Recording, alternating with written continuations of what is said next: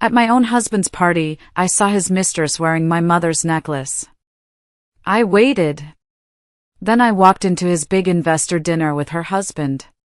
What he did next made them both collapse in front of everyone.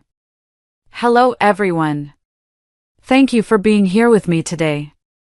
Before I begin my story, I'd love to know which city you're joining us from. Please feel free to share in the comments. My name is Loretta, and this is the story of how my world fell apart and how I burned down the man who destroyed it. The first thing I saw when I walked into the gala wasn't my husband. It wasn't the board members we were supposed to be impressing, or the sponsors who'd flown in from across the country, their faces a blur of polite smiles and expensive dentistry. It was the diamond necklace sparkling around Delilah's throat. My mother's necklace. The room, with its crystal chandeliers and the low hum of 100 conversations, suddenly tilted on its axis. My chest tightened, a fist closing around my lungs, and for a second, I couldn't breathe. That necklace was supposed to be safe. It was supposed to be in the velvet-lined drawer of my jewelry box, tucked away in the quiet of our bedroom, a place where no one but me ever touched it.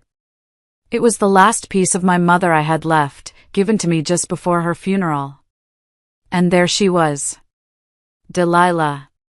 My husband's mistress. Parading it. Flaunting it like a trophy she'd won, right here, in front of everyone we had ever known. I froze mid-step, my sequined dress suddenly feeling like a suit of armor that was too heavy to carry. Every whisper in the room seemed to find its way to my ears, cutting into me like shards of glass. Isn't that Loretta's? The one her mother left her? Oh, my God. He gave it to her. Wait, I thought Delilah was married. Isn't her husband a surgeon at St. Jude? The ringing in my ears was deafening. My world narrowed to a single, sickening point of focus, Delilah's smug little smile as she casually adjusted the chain, making sure it caught the light just right. She wanted me to see it. She wanted everyone to see it. And Sterling, my husband, my partner of 15 years, the man I had built a life with, sat right beside her. He looked at her like she was the only person in the room, his hand resting casually, possessively, on her leg. He didn't even flinch when our eyes locked across the crowded ballroom. There was no shame, no panic. He just smirked. A slow, arrogant lift of his lips that told me everything. It said, yes, I did this. And you're the fool in this equation. The world he had built, this gilded cage of wealth and success, suddenly felt like it was closing in on me. Something inside me snapped. The years of quiet sacrifices, of late nights spent alone, of swallowing my doubts, it all evaporated in a single, hot surge of rage. I walked straight toward them. Each step wasn't a choice, it was a compulsion, powered by a fury so pure it made my vision sharp and clear. The polite chatter around their table died down as I approached, a ripple of silence spreading outwards. Where did you get that necklace? My voice was sharp, cutting through the music, loud enough for the nearest tables to turn and stare. Delilah's fingers brushed against the pendant, a delicate, almost loving touch, as if she had every right to wear it. Sterling gave it to me, she said, her voice dripping with a cloying sweetness that was meant to be a dare. She was daring me to explode. The laughter, the conversations, the soft clinking of champagne glasses, everything around us seemed to vanish. All I could hear was the rush of blood in my ears, a roaring sound that drowned out the world. My mother wore that necklace the night before she died. I remembered her clasping it, her hands frail, telling me it represented a strength I would need one day. And now it was dangling off the throat of the woman who had been sharing my husband's bed. I turned my gaze on Sterling. My voice was low, trembling with a pain so deep it felt like it was tearing me apart from the inside. You stole from me. From my family. He had the audacity to wave a dismissive hand, as if I were a hysterical child making a fuss over a broken toy. It was just collecting dust, Loretta. Don't make a scene. Don't make a scene. The words detonated inside my chest. As if he hadn't just turned my entire life, our entire marriage, into a public spectacle of humiliation. Delilah leaned back in her chair, her smile widening into a triumphant smirk. Maybe he just wanted to give it to someone who actually appreciates it. The audacity of it. The sheer, unadulterated confidence. She was married, too. Everyone in this city knew her husband was a respected doctor. And here she was, in a room full of their peers, throwing daggers in public as if she had nothing in the world to lose. My palm moved before my brain caught up. The slap cracked across her cheek, a sharp, ugly sound that silenced the entire room. Gasps rippled through the crowd. Phones, like tiny vultures, shot up to record the moment.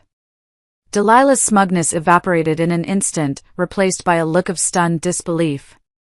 Sterling shot to his feet, his face a mask of fury. His voice was a low, menacing growl. "What the hell is wrong with you?" I stared him down, my chest heaving, every part of me shaking. "What's wrong with me? You humiliate me in front of everyone we know. You hand over my mother's legacy to your mistress, and I'm supposed to sit here and smile?" A thick, heavy silence stretched across the ballroom. The cameras kept rolling. Some people hid their laughter behind their hands, others just stared wide-eyed, drinking in every second of my private nightmare made public. I leaned closer to Delilah, my voice dripping with a venom I didn't know I possessed. "Keep it," I whispered, loud enough for her and Sterling to hear. "You'll need something to pawn when all of this falls apart." Her face twisted, fury finally replacing her shattered arrogance. I didn't wait for Sterling's excuses. I didn't wait for the pitying looks or the whispered judgments. I turned on my heel and walked out of that ballroom, leaving the wreckage of my marriage behind me. Every step was fueled by something stronger than heartbreak. It was the beginning of a war. Outside, the sharp November air hit my skin like a slap, a welcome shock after the suffocating heat of the ballroom. I walked past the valets, ignoring their curious glances, and kept going until I was standing under the cold, distant glow of a street lamp. My hands, which had been trembling with rage, were steady now. The shaking had stopped. Sterling thought he had broken me. Delilah thought she had replaced me. They had paraded their victory in front of the world, expecting me to crumble into a heap of tears and self-pity. They had no idea what they had just unleashed.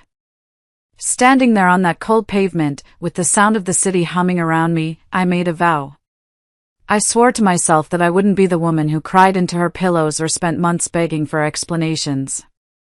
I wouldn't waste my energy on grief. That part of me was gone, burned away in the heat of that public humiliation. Instead, I would strip him of everything he valued. His money, which was built on a foundation of my own inheritance. His reputation, so carefully crafted and polished. His carefully constructed image as a brilliant, self-made man. And when Delilah's perfect little world shattered around her, and I knew it would, I'd make sure she knew exactly who swung the hammer. Because what they did to me tonight, that wasn't the end of me. It was the beginning of their downfall. I took a deep, steadying breath. The air was cold, but my blood was on fire. The war had just begun. When Sterling and I first got married 15 years ago, I truly thought I'd won the lottery. He was charming, ambitious, the kind of man who could walk into any room and make everyone lean just a little closer to hear what he had to say. He had this energy about him. A belief in himself that was so absolute, it was contagious. I fell for it completely. I had a promising career back then, working in corporate PR for a major firm in Memphis. I was good at it. I loved the strategy, the challenge, the fast pace. But Sterling had a dream. He wanted to build his own tech company from the ground up. He painted a picture of our future, of an empire we would build together, side by side. So I did what I thought a supportive wife should do. I quit my job. It felt like a partnership at the time. I told myself we were a team, that my sacrifice was an investment in us. I took on the role of his unofficial business partner in the early days, helping him draft proposals, network at dull industry events, and keep our finances afloat while he chased his dream. The biggest investment came after my mother passed away. The funeral was a blur of grief, but I remember a lawyer sitting me down a week later. My mother, a schoolteacher who had pinched pennies her entire life, had left me a surprisingly substantial inheritance. It was her life savings, meant to be my safety net. When I told Sterling about it, his eyes lit up. He saw it not as a safety net, but as rocket fuel. He laid out spreadsheets and projections, talking about scaling the business, hiring new talent, securing a bigger office. "Loretta, this is it," he'd said, his voice electric with excitement. "This is the final piece. Once this takes off, we'll never have to worry about money again. I swear it." And because I loved him, because I believed in the dream he was selling, I signed the checks. I watched as the inheritance, my mother's legacy, flowed from my account into his. I believed him. And that belief was my greatest mistake. Looking back, the warning signs weren't exactly subtle. They were more like giant, flashing billboards on the highway of our marriage, and I had just kept driving right past them, determined to believe we were headed in the right direction. The late nights at the office started it. At first, it was understandable. Startups demand long hours. But then those late nights turned into entire weekends. "We're closing a huge deal," he'd say, or "the servers crashed, I have to be there." I'd make him a plate of dinner and leave it in the oven, only to find it cold and untouched the next morning. Then came the business trips that didn't quite add up. He'd say he was going to a conference in Dallas, but I'd find a receipt from a restaurant in Austin tucked into his coat pocket. When I'd ask about it, he was a master of deflection. "Oh, we had to make a last-minute detour to meet a potential investor. It was a whirlwind, babe, I forgot to even mention it." He'd make me feel foolish for even questioning him. His phone, which used to be left casually on the kitchen counter, suddenly became an extension of his hand. It was always with him, and always face down. The second I walked into a room, I'd hear the quiet click as he locked the screen. Text messages would buzz at all hours, and if I glanced over, he'd angle the phone away, a flicker of annoyance on his face. "It's just work," he'd snap. "Can't a man have some privacy?" He made me feel like I was the problem. He'd use words like paranoid, insecure, and ungrateful. He'd say things like, "I'm out here killing myself to build this life for us, for our family, and you're at home inventing conspiracies?" And I'd swallow my instincts. I'd apologize. Because I was terrified of rocking the foundation of the life I had poured everything into, the life I had sacrificed my own career for. The 10th anniversary dinner was a particularly sharp sting. He cancelled at the last minute, claiming he was completely swamped with an investor deadline. I spent the evening alone, trying not to feel pathetic as I ate the steak I'd bought for our special meal. The next morning, a photo surfaced online from a so-called charity event. It was Sterling, smiling broadly, with Delilah standing just a little too close to him. When I confronted him, he laughed it off. "She's just a colleague, Loretta. We were networking. You're making a big deal out of nothing." I chose to believe him. Over and over again, I chose to believe the lies because the truth was simply too devastating to face. I was so invested in the illusion of our perfect life that I couldn't bear to admit it was all built on a lie. The moment the truth became truly, undeniably real didn't come from a suspicious receipt or a late-night text message. It came from the innocent mouth of my own daughter. Faye was 7 at the time. She was the center of my universe, the one pure, uncomplicated joy in my life. I had raised her mostly on my own. I was the one who soothed her through colic, who read bedtime stories until my voice was hoarse, who held her hand through fevers and doctor's visits while Sterling was off networking. Every milestone was mine to witness and his to hear about in a brief phone call. One afternoon, she came home from school, dropped her backpack by the door, and sat down at the kitchen table to color, just like any other day. I was chopping vegetables for dinner, the rhythmic thud of the knife on the cutting board a familiar comfort. "Mommy," she said, not looking up from her drawing of a purple unicorn. "I saw Daddy at lunch today." I smiled. Oh, you did? Where was that? At that place with the big fountain downtown, she said casually. He was with a pretty lady. She had shiny hair, and she laughed a lot. He bought her flowers from the man on the corner after. The knife stopped mid-chop. I remember gripping the edge of the granite countertop, my knuckles turning white. I wanted to scream. I wanted to hurl the cutting board against the wall. I wanted to rage at the ceiling until my throat was raw. But I looked at my sweet daughter, so completely unaware of the bomb she had just detonated in my life, and I forced a smile. "Oh, that sounds nice, sweetie," I said, my voice sounding strange and distant to my own ears. "That was probably a work meeting." She just shrugged and went back to coloring. She didn't deserve to carry the weight of what her father was doing. She didn't deserve to have her innocent world tainted by his betrayal. That night, when Sterling came home, smelling of a cologne I didn't own, I knew. The lies weren't shadows in the corner anymore. They were standing right there in my kitchen, bold and smirking.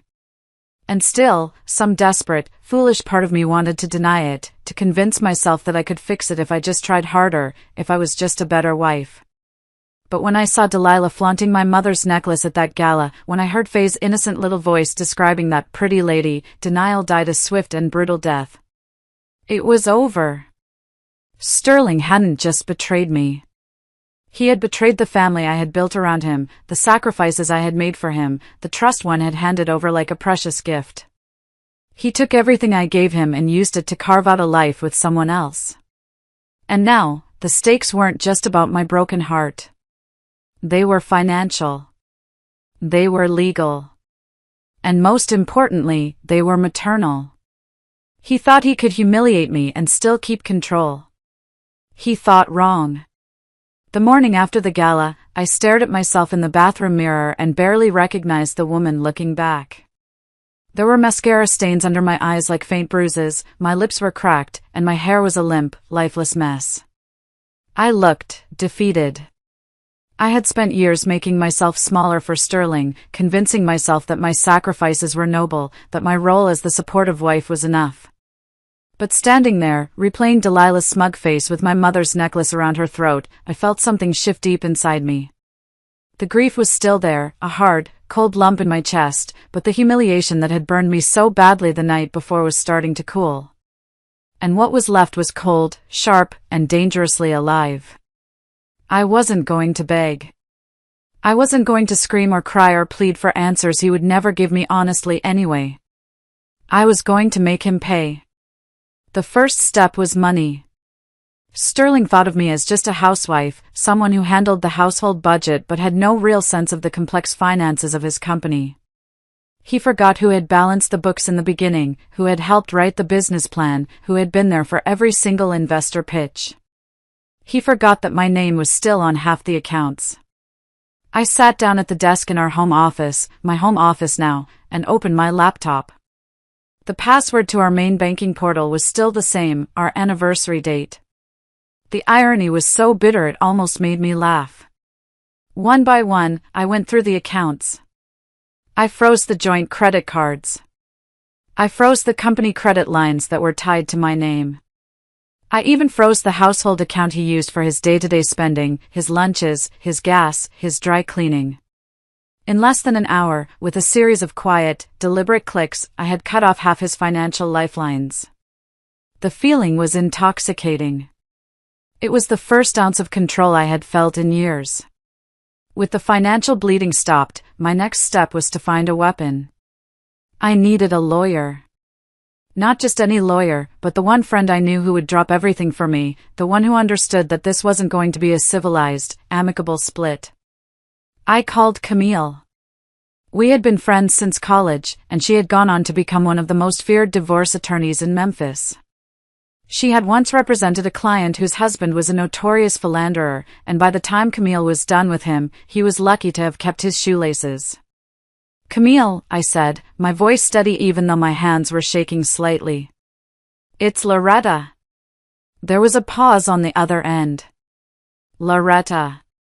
I saw the pictures from the gala. "Are you okay?" No, I said simply. But I will be. I need someone ruthless. Someone who doesn't care about keeping things civil. Say no more, she replied, her voice all business. My office. 2:00. After hanging up, I started packing. Not because I was leaving, not yet, but because I wanted him to see what he stood to lose. I went through the house, pulling our life apart piece by piece. I boxed up my most valuable things, Faye's baby albums, the few heirlooms he hadn't already stolen, and every important document I could find, birth certificates, passports, financial statements. Each item I pulled from the shelves was a reminder of what I had carried alone while he was out chasing Delilah. I remembered assembling Faye's first crib by myself, reading the instructions with one hand while rocking her with the other, because Sterling was too busy. I remembered celebrating my 40th birthday alone with a cupcake because he had a last-minute meeting. I stacked the boxes neatly by the front door, a visible, tangible warning shot. This house, this life, this family, it could all disappear with me whenever I chose. This wasn't just my home, it was a battleground, and I was fortifying my position. By that evening, the first tremors of my earthquake were already reaching Sterling. Word trickled back to me through a mutual friend. Sterling had tried to buy a round of drinks for some clients at a hotel bar. His card was declined. He tried another. Declined. My phone started ringing. The first call, I ignored. The second, I let it go to voicemail. The third, I listened as his angry, incredulous voice filled the silence of the house. Loretta, what the hell did you do? This isn't funny. Call me back right now. Funny. That was the word he used. As if my life, my pain, my humiliation was some kind of elaborate joke he was the butt of. I deleted the message and kept moving. I started making lists, assets that were solely in my name, investment accounts he thought I'd forgotten about, documents I could use as leverage in the coming divorce. The more I wrote, the calmer I became. Every line on that paper was a weapon, and I was finally remembering how to fight. I put Faye to bed, reading her an extra story and tucking her in tight, my heart aching with the need to protect her from the storm that was coming. As I sat alone in the quiet house, I felt the first real flicker of control return. For the first time in years, I wasn't waiting for Sterling to come home. I wasn't hoping for scraps of his attention or affection. I was the one setting the pace. I was the one in charge. The phone lit up again. Sterling's name. I let it ring out, then listened to his latest voicemail. This time, his voice wasn't angry. It was panicked. Loretta, please, just pick up. Let's talk about this. Don't do anything stupid. You don't understand how this could affect the company, the investors. I laughed out loud. The sound was startling, even to me. It was a raw, humorless sound. He still thought this was about protecting his company. His reputation. He hadn't realized yet that I didn't care about saving him. I cared about destroying him. I deleted the voicemail, closed my notebook of plans, and poured myself a glass of wine. Tomorrow, I would meet with Camille. Tomorrow, the real war would begin. For now, it was enough to know one thing: the man who once believed he controlled everything had just felt the ground shift under his feet. And I was the one pulling it out from under him. By the end of the week, Sterling's carefully polished life had begun to unravel at the seams. It started small, like a single thread pulled loose from an expensive suit. His favorite restaurant had to politely decline his card. His assistant called him, confused, unable to book his first-class flight to a conference in Dallas. His company's accountant left 3 frantic voicemails asking why certain major accounts had been frozen without authorization. I didn't have to do anything. I just let the silence do the work for me, letting him sit in the discomfort of not knowing how much I controlled, how much I knew. By Friday morning, his calls turned relentless. At first, they were filled with rage. Loretta, you've lost your mind. You can't just do this. Then came the bargaining. Let's just sit down. Talk this out like adults. You don't have to go nuclear on me. Finally, came the panic. You're hurting yourself, too, don't you get that? You're tied to this company. What he didn't understand was that the old version of me, the one who was afraid of his disapproval, the one who clung to the illusion of our marriage, was gone. I wasn't hurting myself. I was freeing myself. He must have realized his calls weren't working, because on Monday evening, he showed up at the house unannounced. Faye was upstairs in her room, quietly finishing her homework, when I heard the aggressive pounding on the front door. Not a knock. A pounding. I opened it just enough to see his face. It was flushed, his jaw tight, his eyes frantic. He tried to push his way inside, but I held my ground, blocking the doorway with my body. Loretta, stop this nonsense, he snapped, his voice low and furious. You're making us both look ridiculous. Do you have any idea what people are saying? About me? About you? I crossed my arms, leaning casually against the doorframe. I refused to let him see me tremble. About you? Yes, I imagine they're saying quite a lot. About me? The last thing I heard was someone calling me brave. He scoffed, a harsh, ugly sound, as he ran a hand through his perfectly styled hair. Brave? You think freezing bank accounts and throwing a public tantrum makes you strong? You're ruining everything I built. I let a small, cold smile touch my lips. Correction, I said, my voice calm and even. Everything we built. With my inheritance. With my years of unpaid labor. With my silence while you were out playing house with Delilah. His face hardened. So this is just about the money, then? I laughed, a sound that was bitter and sharp. This is about respect, Sterling. Something you can't buy, no matter how many women you drape in stolen jewelry. He flinched at that, a flicker of something, shame, maybe, in his eyes. But he tried a different tactic. We can fix this, he said, his voice softening into the smooth, persuasive tone he used on investors. We'll spin it. I'll issue a public apology for my lapse in judgment. You'll stand by my side at the next press conference. People love a story of forgiveness. They'll forget all about this in a month. Stand by you? I repeated the words, my voice dropping low and dangerous. Sterling, I would rather burn this entire house to the ground, with everything in it, than stand beside you and be your prop one more time. His jaw clenched. For a terrifying moment, I saw the man behind the mask, desperate, cornered, and volatile. He wanted to lash out, to scream, maybe even to grab me. But he couldn't risk it. Not here.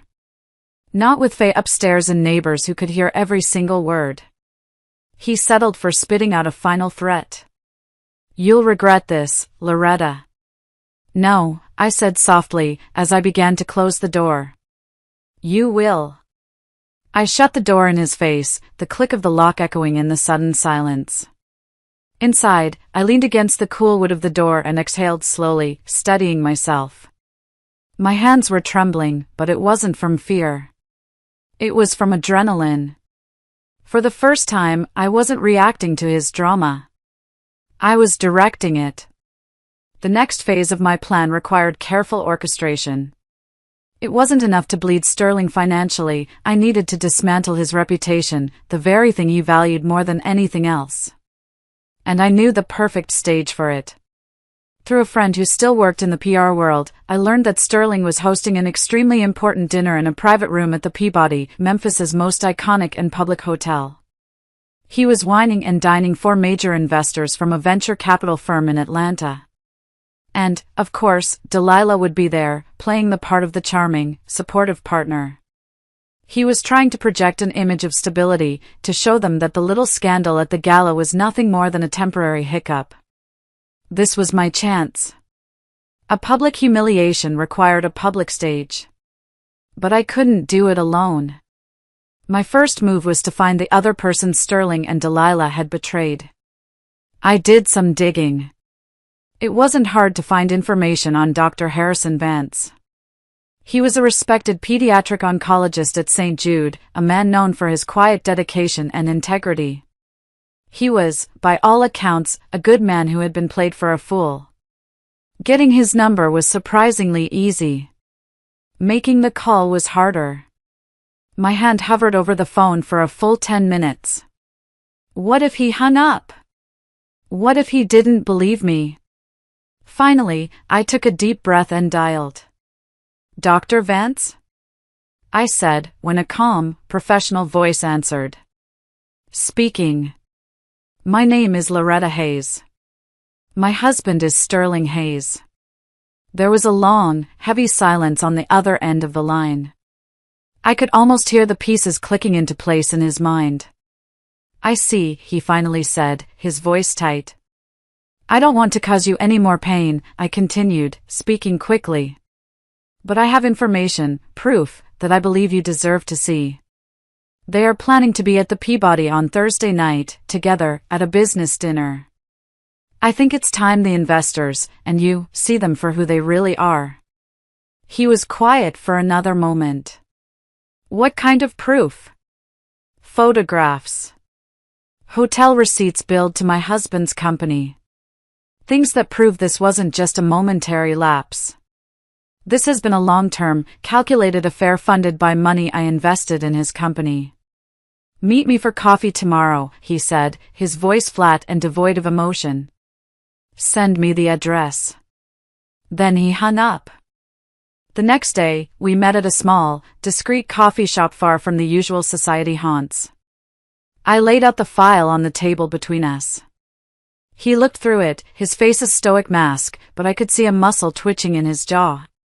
When he was done, he closed the folder and looked at me, his eyes filled with a cold, heartbreaking clarity.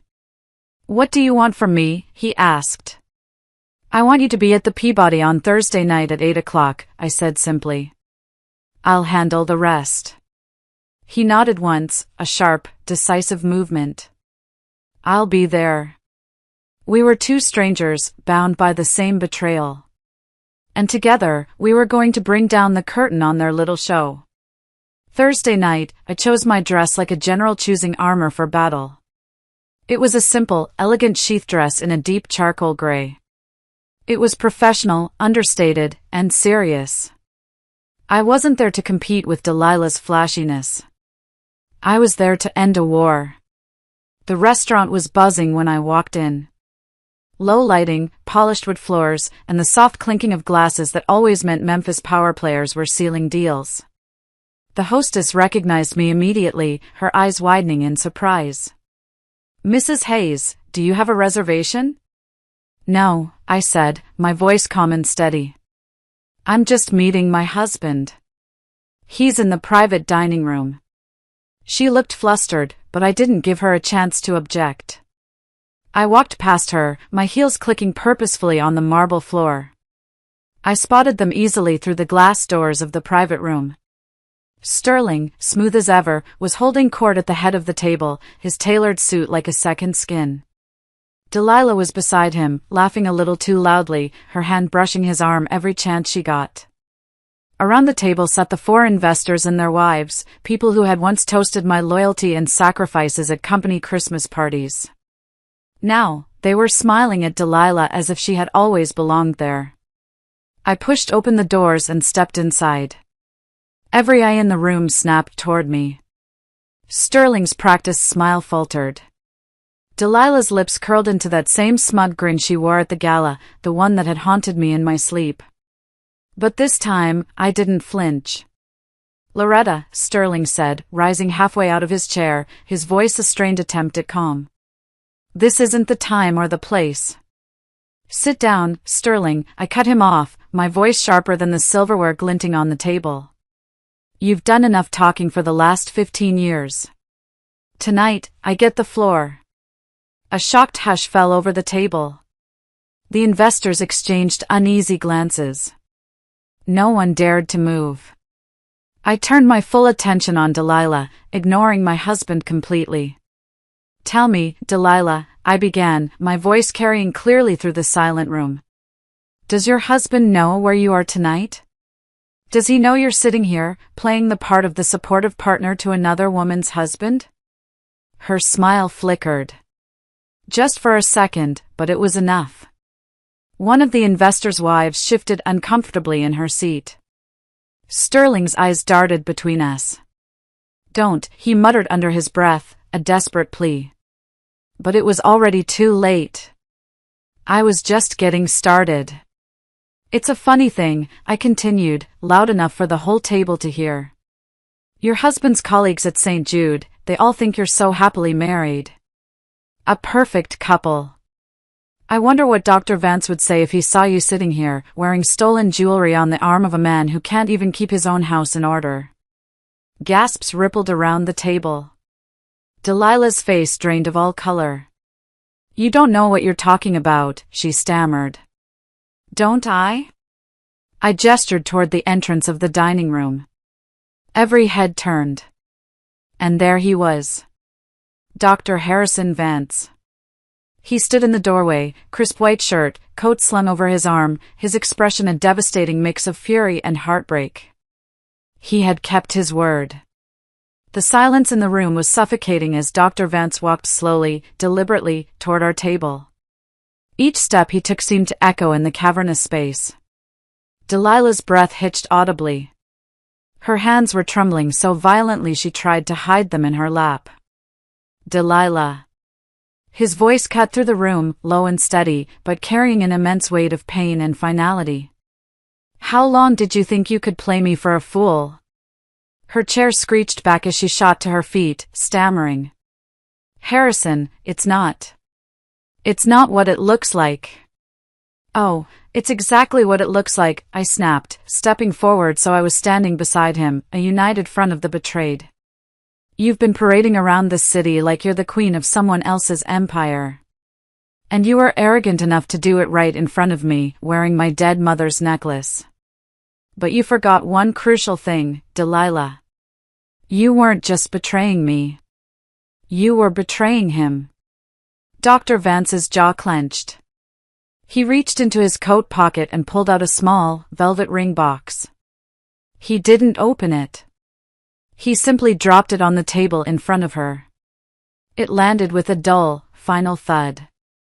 That's your wedding ring, he said, his voice cold as ice. You can pawn that, too, since you seem to enjoy living off other people's husbands. The table erupted in a flurry of hushed, scandalized whispers. The investors were staring, wide-eyed. Their wives looked horrified. The servers, who had been hovering nearby, were frozen mid-step. Delilah collapsed back into her chair as if her legs had given out. Her face was pale, her eyes darting around like a trapped animal looking for an escape that didn't exist. Sterling, ever the fixer, tried to salvage the situation. He raised his hands in a placating gesture. All right, everyone, this clearly isn't the place for this kind of drama. No, Sterling, I cut him off, my voice rising, filled with all the pain and anger I had suppressed for years. This is exactly the place. Because you wanted to humiliate me in public. You wanted to flaunt her in front of everyone we know. Well, now the truth is out in public, too. I leaned forward, planting my hands on the table, letting every single syllable land like a hammer blow. Your mistress isn't some prize to be won. She's a liar, a cheater, and a wife who just got disowned by her husband in the most public way possible. And you? You're nothing more than her pathetic accomplice. Phones were out again. Tiny screens glowed all around the room. Recording. Posting. I could already imagine the captions. CEO and Mistress exposed at investor dinner. Wife brings in Mistress's husband for epic takedown. It was going to spread like wildfire. Sterling's face was a mottled crimson. Delilah buried her face in her hands, her shoulders shaking with silent sobs. Dr. Vance, having done what he came to do, turned and walked out of the room without another word. His dignified silence was louder than any scream.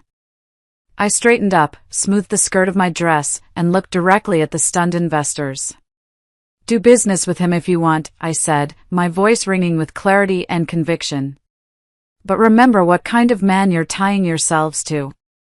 Then, I turned on my heel and walked out, my heart pounding, adrenaline flooding every inch of my body. Behind me, the room erupted. Voices rising, chairs scraping, reputations crumbling in real time. On the sidewalk outside, I inhaled deeply, the cool night air a balm against my flushed skin. For the first time in months, I felt taller.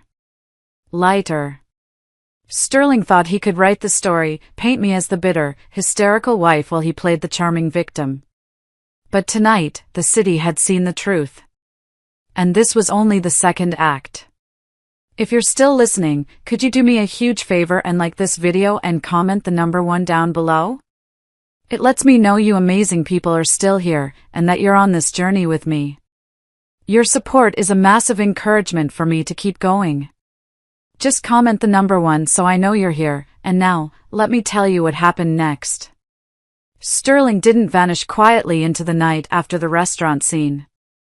If anything, the profound, public humiliation made him louder.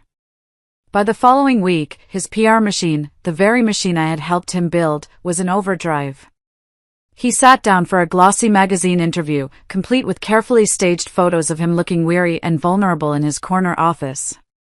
The headline screamed, "CEO speaks out, betrayed by wife, hunted by lies." He painted himself as the hard-working visionary, blindsided by a vindictive spouse who couldn't handle his success. "I made mistakes," he admitted, letting out a practiced, world-weary sigh. "I'm not perfect. But Loretta has exaggerated things, twisted them to fit her narrative. I still love my family. I just hope she remembers that one day." He didn't mention Delilah by name, of course. He didn't need to. The world already knew. But he framed her as an innocent colleague, a friend who had simply gotten caught up in the storm of my jealous rage. Watching the interview online made me physically sick. Not just because of the blatant lies, I expected those, but because I could see how people might actually believe him. He looked the part. The tailored suit, the tired eyes, his hands clasped on the desk as if he were praying for forgiveness. I knew him well enough to recognize the performance, but strangers, people who only saw the polished surface, they might eat it up. And for a moment, a cold sliver of fear pierced through my anger. What if he spun this so hard that people started looking at me as the villain? The bitter wife trying to destroy a successful man out of spite. That fear lasted for exactly 12 hours. Because then, the leaks began. I don't know who sent the first one. Maybe it was a disgruntled former employee. Maybe it was a friend who had finally had enough of Sterling's hypocrisy. All I know is that on a Tuesday morning, an anonymous Twitter account posted a single screenshot of a hotel receipt. A luxury suite in Napa Valley for 2 nights. Billed to Sterling's company, under the line item client relations. And at the bottom, a room service charge for 2 champagne breakfasts. By lunchtime, it was everywhere. That first screenshot opened the floodgates. More documents appeared. Emails between Sterling and Delilah, discussing their upcoming networking trip to the Caribbean. Receipts for spa visits, jewelry stores, and $500 dinners, all disguised as business expenses. He hadn't just had an affair, he had funded it with company money. My money. The inheritance my mother had left me. The internet did what the internet does best. The hashtag necklacegate started trending. Screenshots of Delilah flaunting my mother's necklace at the gala were placed side by side with the receipts for lavish gifts Sterling had bought her using the corporate credit card. Memes spread like wildfire. Sterling's smug face was photoshopped onto Monopoly cards that read, "Go directly to divorce court. Do not pass go. Do not collect your wife's inheritance." I didn't have to lift a finger. Friends of mine, quiet supporters who had stayed on the sidelines until now, started amplifying the evidence. Journalists began digging deeper. Former employees started coming forward, sharing anonymous stories about Sterling's shady deals and after-hours meetings with Delilah. His empire wasn't just cracking, it was collapsing in real time under the weight of thousands of clicks and shares. Sterling's response was a desperate, ill-advised Instagram live video. He filmed it himself from his office, his shirt sleeves rolled up, his eyes red and puffy. He tried to play the victim again. "These so-called leaks, they're fake," he stammered, looking directly into his phone's camera. "This is a fabricated smear campaign against me and my company. My wife." He caught himself, correcting his language. "My estranged wife has gone too far." The comment section didn't buy it for a second. "Screenshots don't look fake, bro. You stole your wife's mom's necklace. Sit down. Where's Delilah? Haven't seen her since her husband dumped her at that restaurant, lol." By the end of the live stream, more people were laughing at him than sympathizing. His desperate attempt to control the narrative had only made him a bigger joke. And then, the final nail was hammered into his coffin. An audio recording surfaced.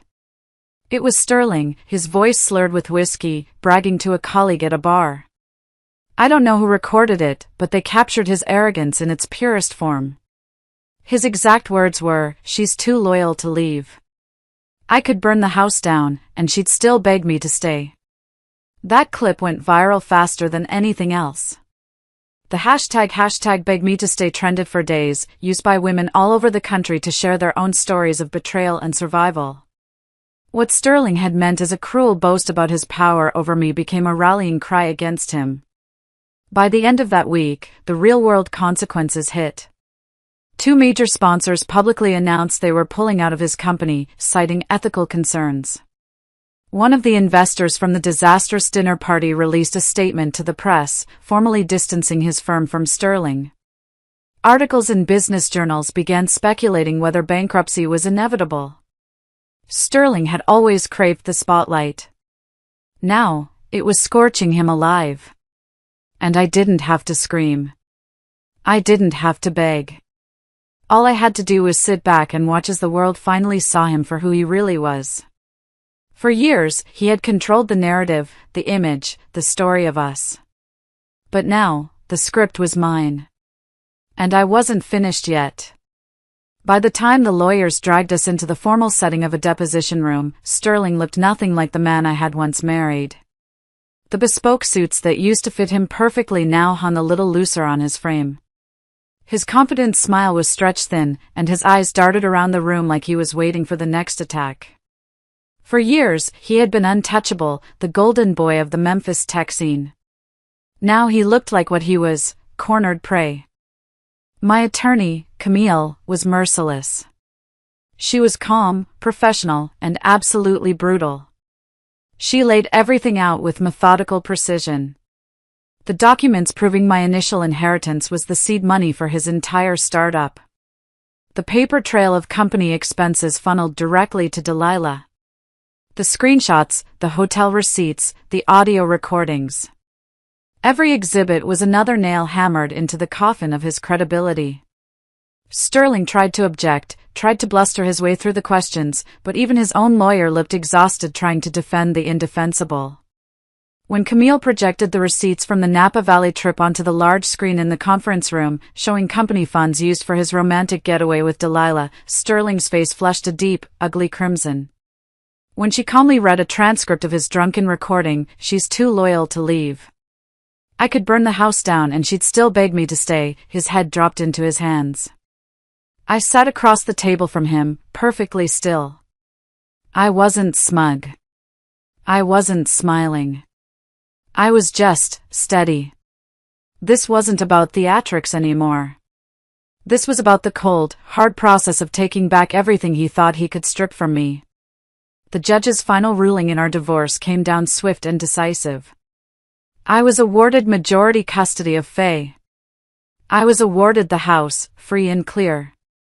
And, most importantly, I was awarded a substantial majority share of the company, since my inheritance had been legally proven to be the foundational capital. Sterling fought it, of course. His lawyer argued I wasn't involved in the day-to-day business. Camille countered with documented proof of my financial contribution, my early advisory roles recorded in meeting minutes, and Sterling's own emails from the early years, crediting me for helping him land his first big investors. When the gavel came down, the company was no longer his alone. It was, for all intents and purposes, mine. The financial blow gutted him. Without control of the accounts, without investor confidence, the empire he had built on my sacrifices began to crumble. One by one, contracts were dissolved. His own board of directors, the one he had handpicked, voted to strip him of all decision-making authority. Sterling wasn't the visionary CEO anymore. He was a liability. He was a brand risk. In the end, they bought out his remaining minority shares for pennies on the dollar, just to be rid of him. It was almost midnight a few weeks later when the knock came. It was a heavy, relentless knock, the kind that belonged to a man who had lost all sense of boundaries. I knew who it was before I even looked through the peephole. Sterling stood on my porch, rain dripping from his disheveled hair, his jacket clutched in one fist as if he'd run all the way here.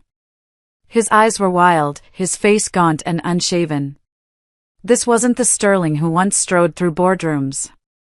This was a man hollowed out by his own choices. "Loretta," he said, his voice breaking as I opened the door just a crack. "Please. Just hear me out." I crossed my arms, blocking the doorway. The porch light cast long, unflattering shadows across his face. "You shouldn't be here, Sterling." He dragged a hand through his wet hair, a gesture of pure desperation. "I don't know where else to go. Everyone's turned their back on me. The company, the investors, even my own family. Delilah's gone. I've lost everything. I didn't move." "You mean you've lost control?" I corrected him softly. "There's a difference." He flinched, but pushed forward. "I know I screwed up. I know I hurt you, but you can't let this be the end of me. We built a life together. You can't just walk away like it all meant nothing." The sheer audacity of it almost made me laugh. He was the one who had handed our life, our future, to another woman. He was the one who had paraded her in public wearing my mother's necklace. And now he wanted me to prop him up because the world had finally seen him for what he was. "You didn't lose me because of one mistake, Sterling," I said slowly, my voice even. "You lost me piece by piece, over years of lies. You lost me because you treated me like I was disposable. Like my sacrifices, my loyalty, my love didn't matter. And now you're standing here, on my doorstep, because you finally know what it feels like to be disposable yourself." His voice cracked. "I don't want to lose Faye." That hit harder. But I held my ground. "You didn't think about Faye when you were sneaking out of hotels with Delilah. You didn't think about her when you humiliated her mother in front of our entire city. You don't get to pull her name out now to use as your shield." He stepped closer, rain dripping from his chin onto the hardwood floor of my foyer. "I can change. Please, Loretta. Give me another chance. I'll do anything." I held his gaze, searching his face for even a flicker of the man I once believed in. But all I saw was desperation. Not love, not remorse, just the raw terror of a man clinging to the last person on earth who might be willing to open the door for him. "You think begging makes you different from the man who betrayed me?" I asked softly. "It doesn't. It just makes you pathetic." His shoulders slumped in defeat. His eyes filled with tears, and this time, he didn't bother to hide them. "I can't do this without you." For a moment, the silence stretched between us, heavy with the ghosts of everything we once were.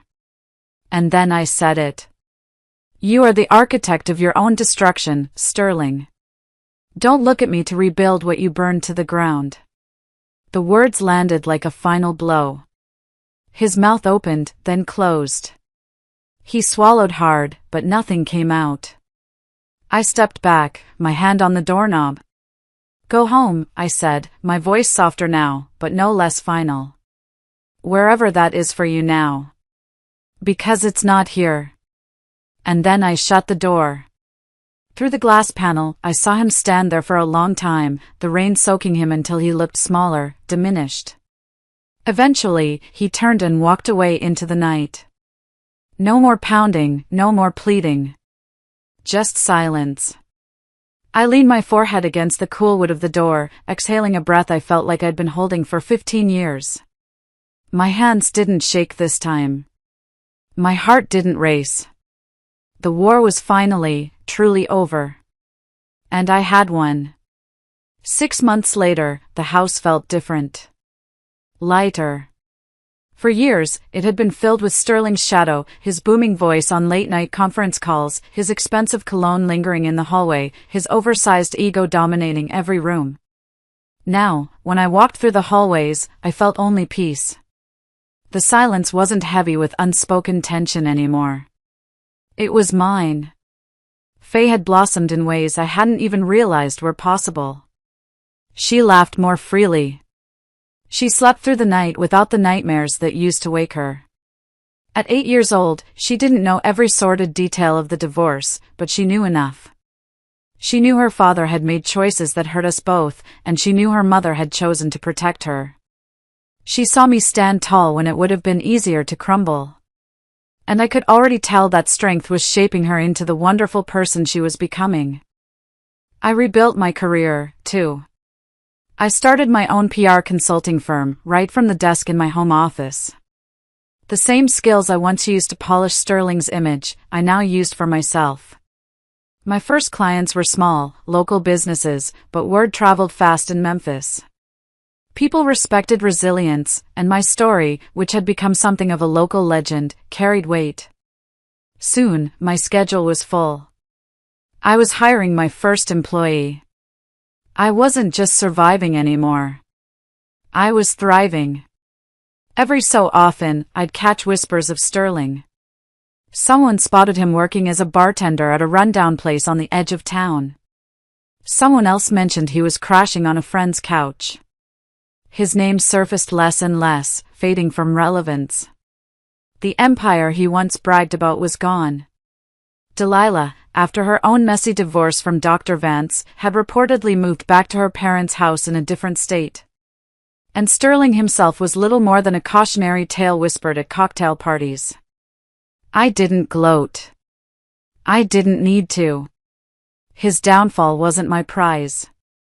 My prize was the freedom to live without the constant weight of his deception. It was the simple joy of waking up in the morning and knowing the day belonged only to me and my daughter. One warm evening, about a year after the divorce was finalized, Faye and I were sitting on the back porch, watching the fireflies begin to glitter in the twilight. The air was thick with the sweet smell of honeysuckle from the trellis I'd finally had time to plant. For years, this porch had been Sterling's domain, a place where he'd smoke cigars and take loud, important phone calls. Now, it was ours. We had a comfortable swing, string lights that cast a soft, golden glow, and pots overflowing with vibrant petunias. The silence wasn't heavy with things unsaid anymore, it was filled with the gentle chirping of crickets and the sound of our quiet, contented breathing. Faye, now a bright and confident 9-year-old, leaned her head against my shoulder. "Mommy," she said softly, her voice filled with a simple, honest truth. "You're really strong." I smiled, my heart swelling with a love so fierce it almost hurt. I pressed a kiss to the top of her hair, which smelled like summer grass and sunshine. "You are too, baby. Stronger than you'll ever know." That single moment, that quiet declaration on our peaceful porch, mattered more to me than any courtroom victory, more than any financial settlement. Because the strength I had fought so hard to reclaim wasn't just for me. It was for her. It was the legacy I was building for her, brick by brick, out of the rubble of the life that had been torn down. The city, in its relentless way, eventually forgot the details. The hashtags died down. The gossip mill churned out new scandals, and the saga of Sterling and Delilah faded into the background noise of Memphis society. But I never forgot. Not the betrayal, not the humiliation, and certainly not the way I rose from the ashes of the life I thought I wanted. My new life is quieter, but it's infinitely richer. My PR firm has not just survived, it has thrived. I found my niche not in representing big, soulless corporations, but in helping women, many of them entrepreneurs or professionals, find their voice.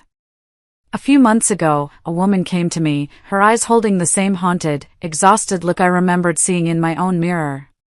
Her husband, a sterling in training, was slowly squeezing her out of the successful business they had built together, all while publicly parading his new, younger assistant.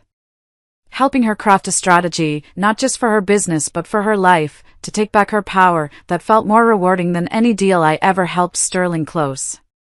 It was like I was reaching back in time and helping that broken version of myself. Sometimes, late at night when the house is quiet, I'll open my jewelry box. The necklace is there, sitting safely in its velvet slot, back where it belongs. I had it professionally cleaned, every trace of Delilah's perfume and skin oil meticulously removed. For a while after I got it back, I couldn't bear to even look at it. It felt tainted, a symbol of the deepest betrayal imaginable. But now, I see it differently. It's not a reminder of loss. It's a symbol of endurance. My mother gave it to me, telling me it represented the strength of the women in our family. For a time, I thought Sterling had stolen that strength from me. But he hadn't. He had only revealed it. He had forced me to find the steel in my own spine that I never knew I had. My mother's strength had carried me through, even when I thought I would break, and I am carrying that strength forward for Faye. As for Sterling, his downfall was as complete as it was predictable. His name is now a cautionary tale. I heard he tried to launch another startup, but no investor would touch him. His name was toxic. The last I saw of him was about 2 months ago.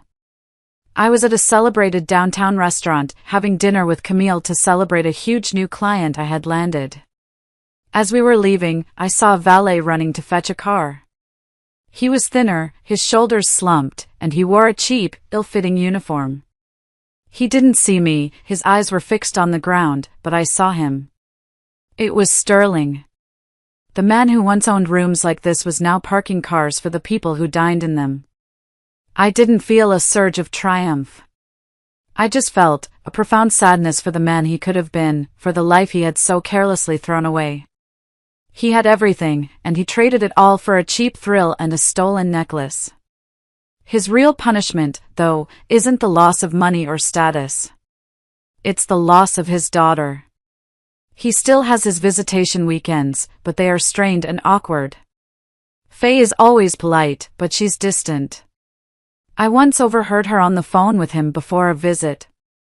"Yes, Daddy." "Okay, Daddy. I'll be ready." There was no excitement in her voice, only a quiet resignation. He lost her respect, and that is a debt he will never be able to repay. He wanted a life free of responsibility, and now he has it. He is free from the burden of a loving family, a successful company, and a daughter who once looked at him like he was the son. He is utterly, completely alone in the world he built for himself. And Delilah? Her fall was just as swift. The last I heard from a mutual acquaintance who ran into her, she was working at a makeup counter in a department store in a suburb outside of Nashville. She had moved back in with her parents after her own messy, and very public, divorce from Dr. Vance. She, who had once dripped in designer clothes and stolen diamonds, was now spending her days asking strangers, "Can I help you find your shade?" The acquaintance said she looked tired, her shiny hair now dull, and she avoided making eye contact. She had gambled everything on Sterling, and she had lost. She was left with nothing but shame and the quiet humiliation of a life that had spectacularly imploded. I don't hate them anymore.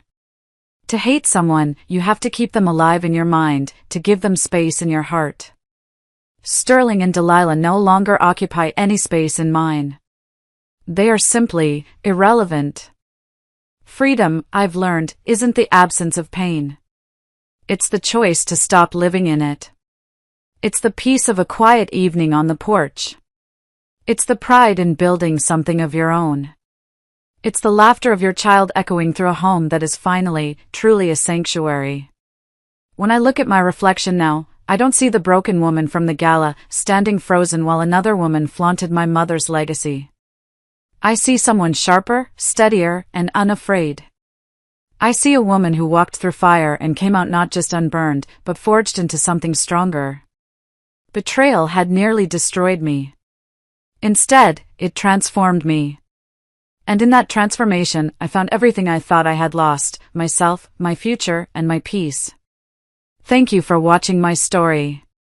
If it struck a chord with you, if you've ever felt like this, let me know your thoughts or even your own experiences down in the comments.